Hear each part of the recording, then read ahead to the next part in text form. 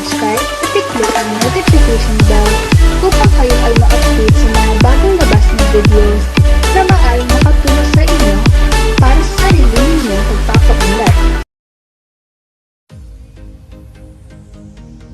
Hello everyone, welcome back to another discussion and activity, but before that, please do subscribe, and hit the bell button, for you to notify to our new video lesson.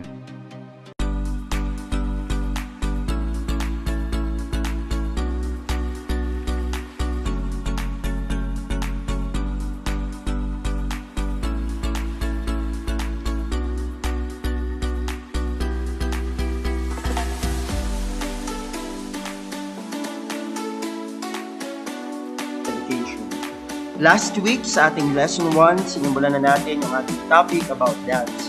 Pinag-aralan natin yung meaning nito, pati yung mga elements nito. And for our lesson 2, pag-uusapan natin ang isa pang uri ng sayaw or dance. Sa ating pag-aaral ngayon, we will do an audio presentation. Kaya pakinggan at sundan niyo ako ng inyong mga mata habang pinapresent ko yung ating PowerPoint. Kumusta ba yung ating unang week ng online class? I hope sa new normal na ito, bagamat challenging, ay patuloy pa rin tayong matuto. At para sa title ng ating Lesson 2, we will talk about the ethnic dance. Ano nga ba class ang ethnic dance? Halimbawa sa picture na nakikita nyo ngayon ay iba't ibang uri ng ethnic dance. Dito sa Pilipinas, alam ko familiar na tayo sa ethnic dance dahil simula elementary pa lang pinag-aaralan na natin ito. At madalas din natin itong ginagawa at pinaperform lalo na pag linggo ng wika. Tama ba? Alam ko karamihan sa atin na experience ng sayawin ang ethnic dance. At tulad ng mga nasa larawang ito, marahil nakapagsuot ka rin ng mga costume na kagaya niyan. Now, let's define what is ethnic dance. Ethnic dance is simply a dance that is characterized by a particular cultural group. Lalo na sa bansa natin dito sa Pilipinas, maraming iba't ibang uri ng cultural group. Now, this morning, let me share to you the 3 types of ethnic dance. Ang ethnic dance ay may 3 uri. Una, yung ritual dance. Pangalawa, yung life cycle dance. At pangatlo, yung occupational dance. Isa-isahin natin to at magbigay tayo ng mga example. Unang pag-aralan natin ay yung ritual dance. Under ritual dance, unang example nito ay yung tinatawag na dugso na nag-originate sa Bukidnon. Ano nga bang uri ng sayaw na ito?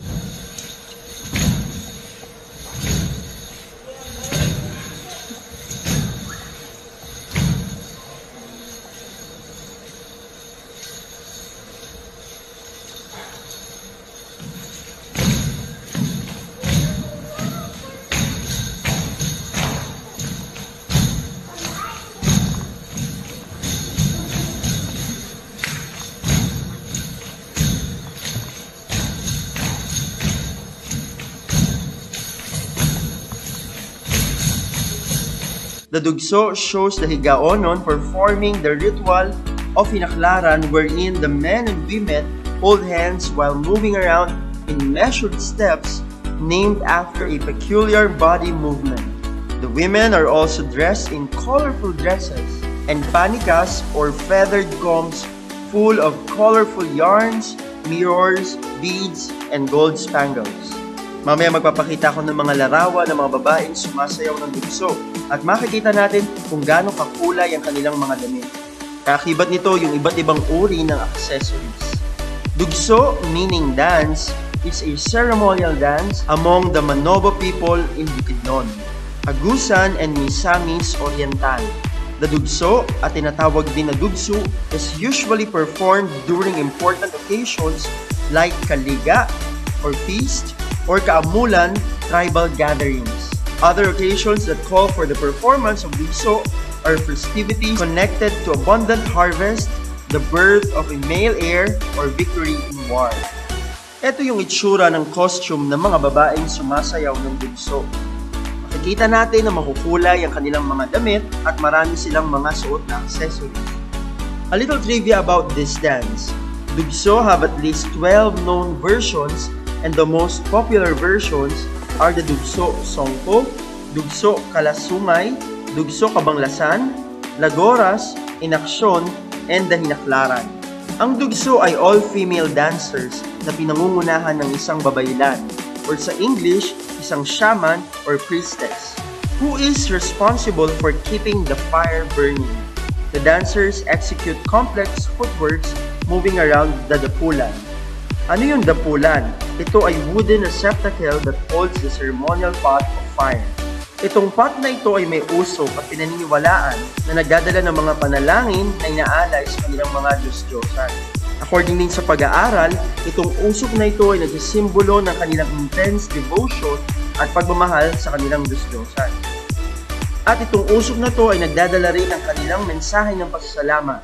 So yan class, ang isang uri ng ritual dance, ang dugso. Ang tawag sa costume na suot ng mga babaeng nasa larawan ay sinuyaman. At ang sinuyaman ay binubuo ng mga sumusunod. Ang panaksoy, ito yung kanilang blouse. Ang saya, ito yung kanilang skirt at yung kanilang headdress. Mapapansin nyo, ang kanilang headdress ay merong big metal comb decorated with sticks wrapped in yarns. Pangalawang uri ng ritual dance ay ang tinatawag na pagdidiwata. Ito ay nag-originate sa Palawan.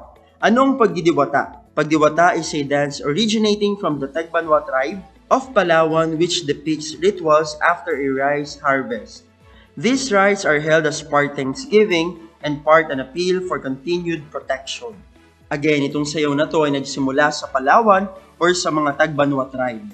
Pagpapakita ng ritual nila pagkatapos silang makaani ng mga palay.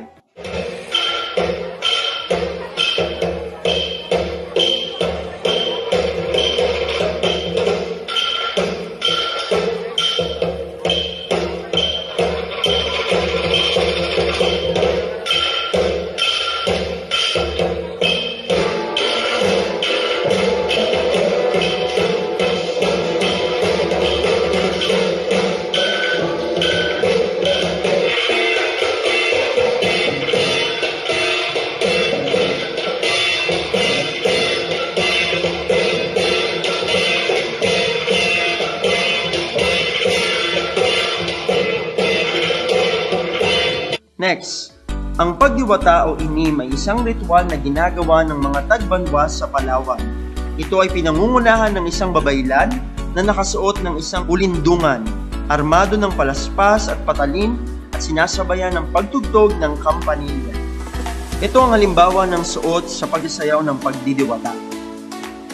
Iba't ibang mga rason para sa pagsasagawa ng ritual nito.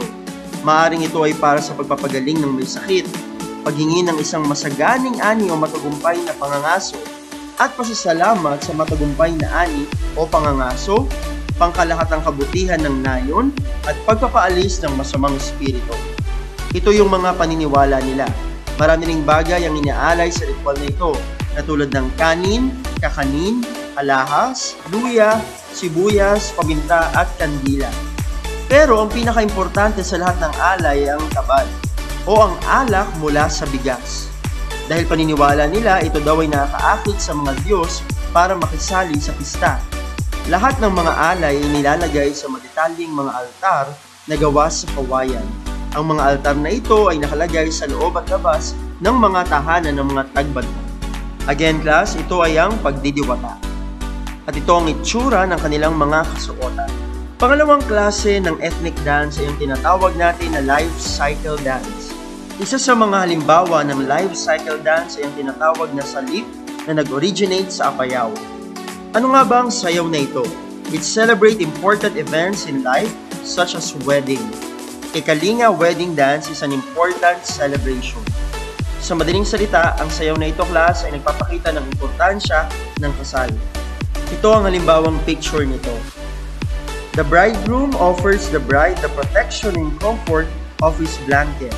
He stimulates the movements of a rooster at love play, aspiring to attract and seize his love. The bride's friends are ready to help prepare the bride by offering bangas or yung mga earthen pots or yung mga paso filled with fresh water from the mountain stream. Again class, ang tawag natin sa sayaw na ito ay salib. Pangalawang halimbawa ng life cycle dance ay tinatawag na binasuan na nag-originate sa Pangasinan. Ano nga ba itong sayaw na ito? It is a Filipino folk dance that involves dancers balancing glasses of wine on their heads and the palms of their hands. Sa tawag pa lang sa sayaw na ito, magkakaroon na tayo ng idea.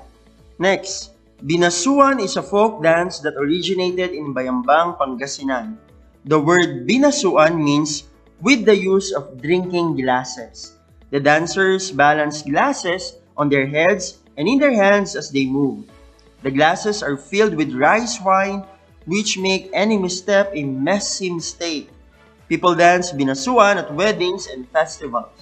Para ma-picture out natin, ito yung halimbawa ng binasuan. At the beginning of a binasuan performance, one of the dancers may fill each individual cup with rice wine and pass them out to the other performers. A little trivia class, alam niyo ba na ang mga steps dito sa binasuan ay kapareha sa ballroom dance na waltz? Next and last na uri ng ethnic dance ay tinatawag na occupational dance. Isang halimbawa ng occupational dance ay ang tinatawag na mananagat. Occupational dance which originated from Bogo, Cebu. This dance imitates the work of a fisherman and his companions. So bakit occupational dance? Self-explanatory. Ito ay uri ng sayaw nagpapakita ng trabaho. At sa case na to, sa mananagat dance, pinapakita ang buhay ng mga mangingisda. Ito ang halimbawang larawan ng mananagat dance. Ayan, makikita natin dito yung kanilang costume at yung mga ginagamit nilang props. Again, class, yun yung tatlong uri ng ethnic dance. Una, yung tinatawag na ritual dance. Pangalawa, yung life cycle dance. At yung pangatlo, yung occupational dance. God bless you, grade 12. Have a great day.